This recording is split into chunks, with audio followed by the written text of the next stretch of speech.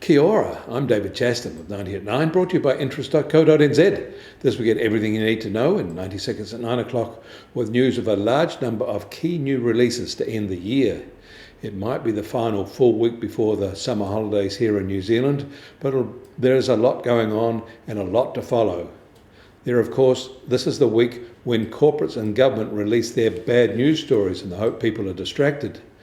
Then the REINZ will release its November data, and there'll be a full dairy auction on Wednesday morning. Thursday will bring out third quarter GDP, expected to confirm we've been in recession. Globally, the big set piece will be the US Fed's monetary policy review on Thursday New Zealand time.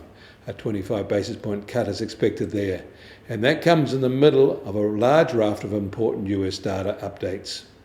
China has a good chunky set too, and Japan will chime in with its own, including their rate review where now no change is anticipated. There are other central bank reviews as well.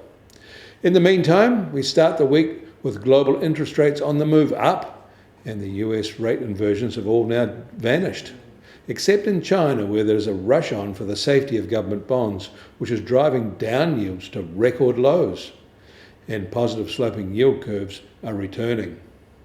Canadian manufacturing sales are up strongly in October, their best growth spurt in nearly 2 years. That made them 1.4% higher than the same month a year ago, and while that isn't quite besting inflation, the recent moves up will be encouraging them.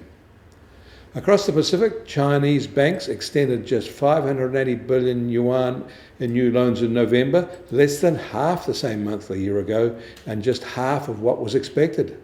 This is the lowest new lending for a November since 2012. But it sounds like they're preparing to cut both key policy rates and their reserve requirement ratio in 2025, according to recent reports. The US Treasury 10-year yield is now just on 4.40% and up 1 basis point from Saturday, but that's quite the move, up 26 basis points in a week. And the price of gold will start today at $2,647 an ounce, down $11 from Saturday. Oil prices are firmish, but still just over $71 a barrel in the US, while the international Brent price is still just on $74.50 a barrel. And the Kiwi dollar starts today still just under 57.6 US cents and unchanged from Saturday, but it's down 70 basis points from a week ago. Against the Aussie, we're unchanged at 90.6 Australian cents. Against the euro, we're up 10 basis points to 54.9 euro cents. That all means our trade-weighted index starts today at just on 67.6 to be unchanged from Saturday, but down 40 basis points from a week ago. You can get more news affecting the economy in New Zealand from interest.co.nz. Kia ora, I'm David Chaston, and we'll do this again tomorrow.